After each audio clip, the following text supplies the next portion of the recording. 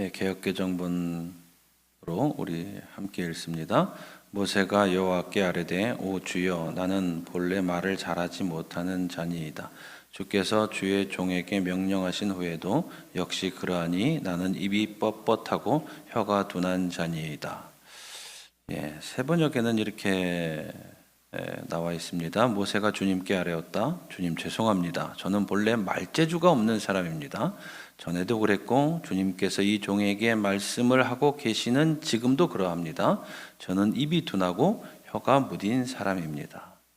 조금 더 명확하게 나와 있죠. 영어 성경들을 보시면 나는 그렇게 말을 못하는 사람입니다. 나는 못하겠습니다. 나는 그러면서 그 이후로 나는 말이 느리고 혀가 느린 사람입니다. 이렇게 번역들을 해놓은 영역본들이 있습니다.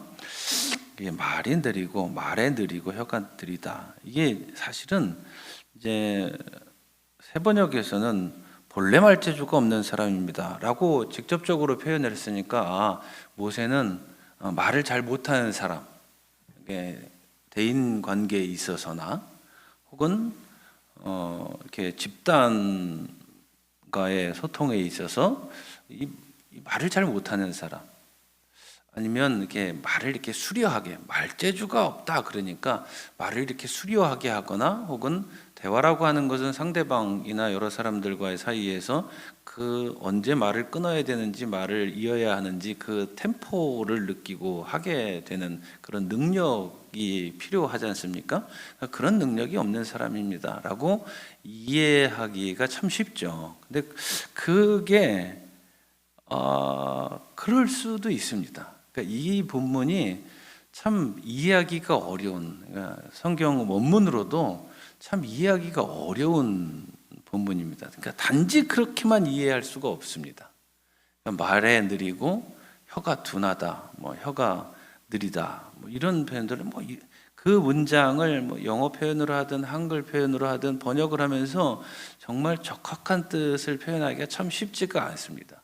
그래서 이것을 우리는 보통 이제 세 가지로 이해를 할 수가 있습니다. 하나는 참 해석하기 어려운데 지금 세 번역에서 번역한 것처럼 원래 사람이 말재주가 없고 그리고 사람들 앞에서 말하는 능력이 안 되는 사람, 모세는 이게 심각한 단점을 지금 가지고 있습니다.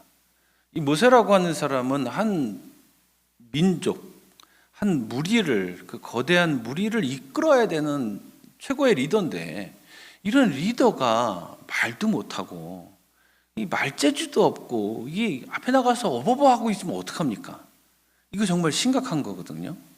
그러니까 정말 심각한 문제를 가지고 있는 사람이라고 이해할 수가 있습니다. 첫째로는. 근데 이런 이해 방식 말고 두 번째로는 모세가 한 말을 이렇게 해석할 수도 있습니다. 이집트를 떠나온 지가 너무 오래돼 가지고 하나님 나 이집트 말을 하나도 이제 못하겠어요. 그렇잖아요. 지금 이집트에서 자라나서 살았지만 수십 년을 이집트 밖으로 나와서 다른 데서 살았잖아요. 이집트 말을 쓴 게 아니에요, 모세는요. 지금 저에게 루마니아 말로 인사해라 그럼 한두 마디 생각을 하면서 그러면 설교를 써라 그러면 못 씁니다. 이제 겨우 10몇 년 지났는데 남아공에서 그래도 영어로 막 준비해가지고 영어 설교를 하기는 했는데 지금 이렇게 해라 못합니다. 그럼 지금 이렇게 영어를 하는 선교사가 와서 그 듣고 한국말로 통역을 해라 그 자신이 없습니다. 몇 년 지나지 않았는데도 자신이 없습니다. 어렸을 때서부터 다국어 환경에서 아버지가 루마니아 말하고 루마니아 사람이라 어머니가 한국 사람이라 한국말을 배우고 이러면 그 언어 체계가 뇌에 각인이 돼서 얼마든지 그렇게 사용할 수 있겠죠. 그게 바이링구얼을 쓸 수 있을 텐데 나중에 배운 사람은 계속 쓰지 않으면 사용할 수가 없습니다. 루마니아 라디오를 제가 인터넷으로 몇 개 이렇게 들어보면 잘 이해가 안 됩니다, 이제는. 영어도 설교나 이제 왜냐면 단어나 표현력이 거의 비슷하기 때문에 영어도 설교나 듣는 거지 뉴스를 듣는다 그러면 이게 뭔 얘기지? 거의 못 알아들을 것 같은 그런 게 많습니다. 머릿속에 팍팍 들어오지가 않습니다. 모세는 수십 년을 이집트를 떠나서 이집트어를 사용하지 않고 살았습니다. 그런데 하나님께서 야 이집트 가서 너 그 위정자들 대적하여서 뿌리 꺼내와. 네 민족 꺼내와. 그러면 그 말을 어떻게 해? 그러니까 나는 그 이집트 말을 못합니다 라고 이해할 수도 있습니다. 세 번째는요, 히브리어 그 원문에는 혀가 두껍다라고 표현되어 있습니다. 이 혀가 두껍다. 그래서 히브리 학자들은 어떤 얘기를 하냐면 모세는 언어 장애가 있는 사람이었다라고 이해를 합니다. 그러면서 하나님의 이름을 모세에게 가르쳐 주신 그 하나님의 이름의 단어를 보면 하나님께서 모세를 엄청나게 배려해 주셨다라고 이해할 수밖에 없다. 그렇게 설명을 합니다. 하나님의 이름을 우리가 추정해서 알 수 있는 전 세계에서 합의된 게 뭔가요? 제가 종종 우리는 이제 여호와 하나님 이렇게 부르잖아요. 그 여호와는 사실은 오역입니다. 이게 여기저기 번역돼서 돌아다니다가 우리말로 여호와 그랬는데 여호와란 말은 사실은 원문에는 없습니다. 이 성경 또 이 히브리어 성경은요 그냥 딱 자음만 써 있습니다. 이것을 자음만 보고 옛날에는 이 사람들이 이 학자들이 이 말로 바꾼 거예요. 모음을 추가해서. 그러니까 100% 정확하게 알 수는 없습니다. 그런데 모두가 합의를 보고 있는 우리 하나님의 이름은 이 구약 성경에 나타나 있는 하나님의 이름은 야흐웨입니다. 내가 믿는 하나님의 그 이름은 야흐웨입니다. 한번 생각해 보세요. 발음해 보십시오. 혀가 굴러다니나요? 야흐웨, 야흐웨.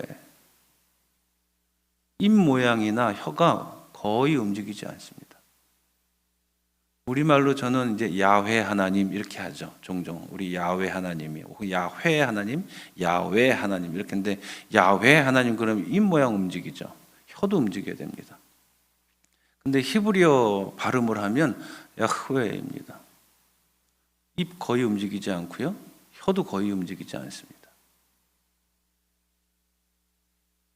만약에 모세가 혀가 두껍다라고 하는 이것을 언어장애, 신체적인 언어장애가 있는 것으로 이해한다면 하나님께서 자신의 이름을 모세에게 왜 야흐웨, 네가 믿는, 네가 만나고 있는 너에게 지금 사명을 주는 너의 하나님, 너 내 이름 알기를 원해 야흐웨야. 언어장애가 있었다면, 신체적으로 언어장애가 있었다면 모세는 정말 자신의 삶에 기도하기 편한 하나님의 이름을 알고 있었던 것입니다. 언어장애가 있는데 야훼 이러기 쉽지 않아요. 혀를 굴리거나 입 모양을 바꾸거나 이러기 쉽지 않습니다. 그러니 하나님께서 자신의 이름을 야훼 이러면 언제든지 아무 때나 어느 곳에서나 하나님의 이름을 부르면서 모세는 기도할 수 있었고 하나님께 간구할 수 있었다는 거죠. 자, 이 해석 정말 그럴듯하죠? 가능성 있는 해석이에요. 그러니까 이 말씀드린 세 가지 이해 다 그럴 수 있는 본문입니다. 그래서 우리가 할렐루야 그러죠? 네? 할렐루가 찬양하다, 그죠? 찬양하다라는 뜻이죠. 야흐웨입니다. 그래서 할렐루야입니다. 할렐루엘, 이거는 엘은 지고지신의 하나님. 이 엘이라는 단어는 이집트 신의 이름이기도 하고요. 그 표현이에요. 단어를 차용해 온 거예요.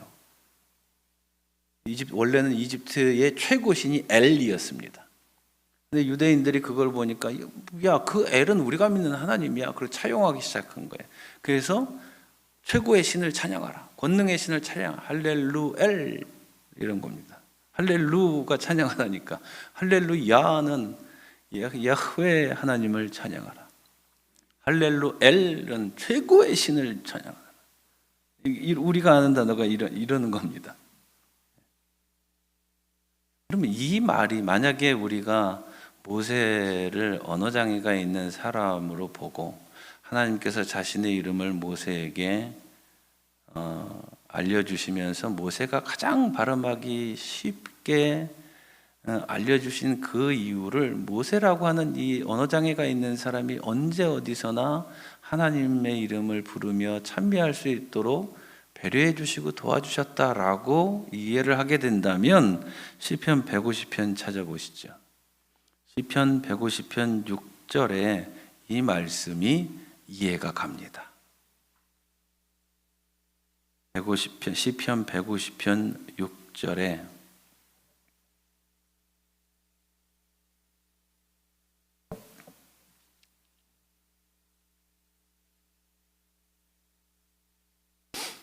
개역개정 가지신 분 같이 읽습니다.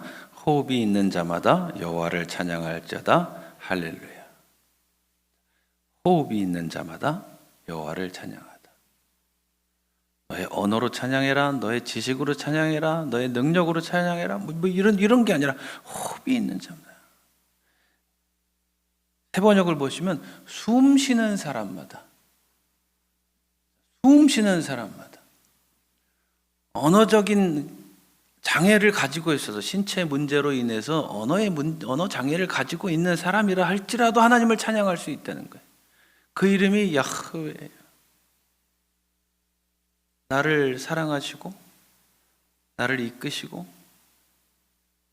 나에게 사명을 주시며 인간적인 단점과 약점이 명백한데도 불구하고 나를 도우시는 그 하나님의 이름 야흐웨를 내가 어느 순간에나 나의 일상 가운데 이름을 부르며 찬미한다.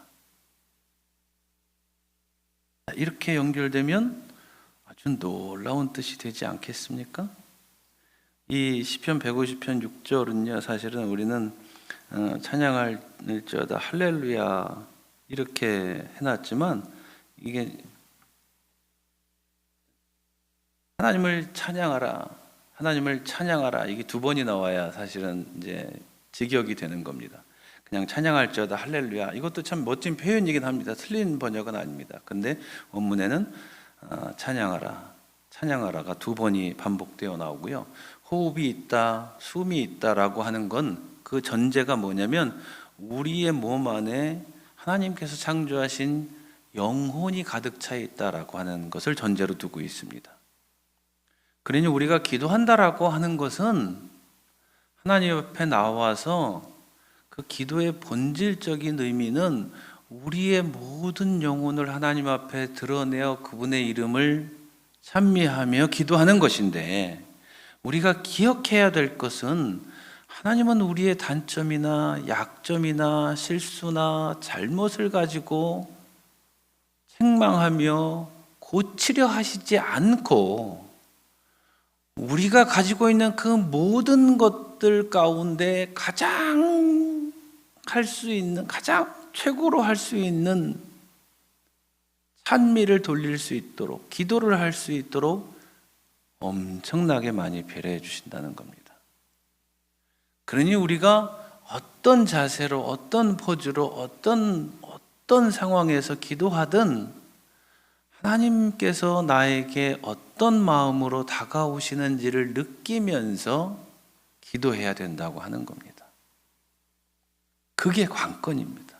그게 첫 번째 스텝입니다. 간구는 나중에 나와도 돼요. 그 간구의 내용을 하나님이 모르실까요? 아세요. 우리의 인생에 구부러진 점들, 어긋나고 있는 점들, 우리의 인생의 고통들 다 아십니다. 그러냐, 우리가 먼저 바라봐야 되고 먼저 내딛어야 되는 그 스텝은 그 지점이 아니라 이것, 하나님께서 어떤 마음으로 나에게 다가오고 계신가에 대해서 먼저 끼며 기도해야 된다고 하는 겁니다. 모세에게 인간적인 약점과 단점이 분명한 모세에게 하나님을 찬미할 수 있는 최고의 배려를 해주시는 것처럼 하나님께서는 우리에게도 동일하게 하시기 때문에 우리의 일상에서 겁없이 우리는 기도할 수 있는 거라고요. 어린 자녀들이 흙에서 놀다가 구정물 묻고 더러워진 손으로, 뭐 요즘에 애들 그렇게 키우지도 않고 그렇지만 이제 옛날을 생각해 보면 그렇게 꼬질꼬질하고 와가지고 엄마한테 손을 내밀면 엄마가 안 잡아주던가요? 잡아주죠. 제 친구가 정말 꼬질꼬질한 애가 있었습니다. 손을 안 닦아가지고 때가 한층을 덮을 정도로. 뜨거운 물이 없잖아요, 겨울에는. 가난하니까. 뭐 진짜로 한층이 있어요. 손톱 밑은 그냥 손톱은 이렇게 기른데. 그런데 이발소에 갔는데 그 이발소의 아주머니가 뜨거운 물을 데펴가지고 그 꼬질꼬질한 거 때를 팍팍, 옛날에 그 수세미 아세요? 수세미처럼 그 모재기 손으로 집어, 그 수세미라고 그래요? 뭐 때밀이? 그 뭐 하여튼 명칭, 이태리 타월. 예.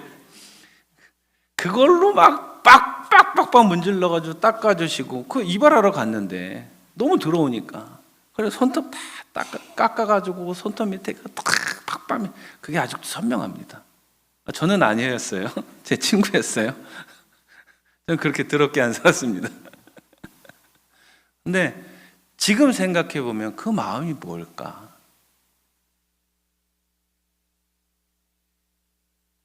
우리가 하나님 앞에 기도할 때 하나님의 마음은 뭘까? 나를 대하시는 하나님의 마음은 뭘까라는 질문을 좀 했으면 좋겠습니다. 그냥 기계적으로 하나님 이런 문제가 있습니다. 하나님 이거 해결해 주십시오. 이거 해결해 주시면 내가 이렇게 하겠습니다. 이거 좀 잘 되면 내가 헌금도 많이 하고 봉사도 많이 하고 내가 열심히 하겠습니다. 그냥 이거 그냥 유치원 아이들 같은 신앙이잖아요. 믿음의 연조가 있으니 그렇게 살지 말자고요. 좀 성숙한 어른으로서 부모를 대하듯 하나님을 대하면 어떨까요? 하나님의 마음을 이해해 보려고 하는 기도, 하나님의 마음을 느껴보려고 하는 기도, 하나님의 의도를 좀 파악해 보려고 하는 기도를 해보면 어떨까요? 간구하지 말라는 것 아닙니다. 그런 거 아닙니다. 해야죠.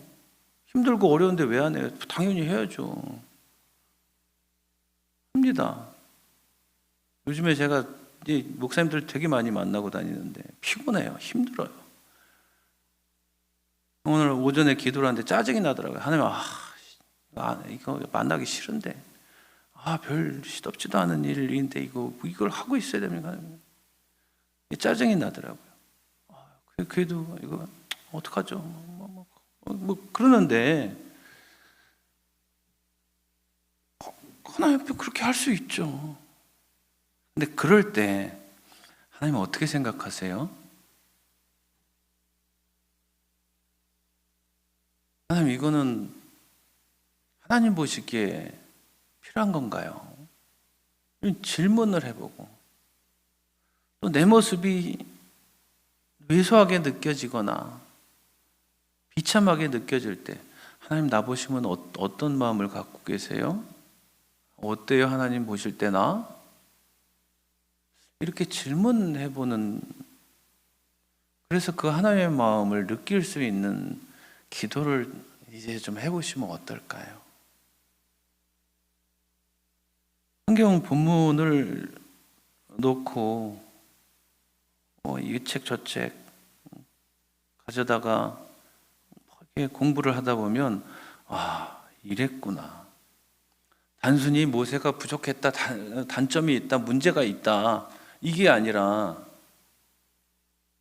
또 한 걸음 더 나가서 그럼에도 불구하고 써주신 하나님, 그거만이 아니라 그 위에 또 하나님이 이렇게 부족하고 이렇게 문제 있고 이렇게 어이없는 사람을 배려하셔서 돌봐주셔서 당신에게 그에게 가장 적합한 기도를 할 수 있는 조건과 환경을 만들어 주셨구나.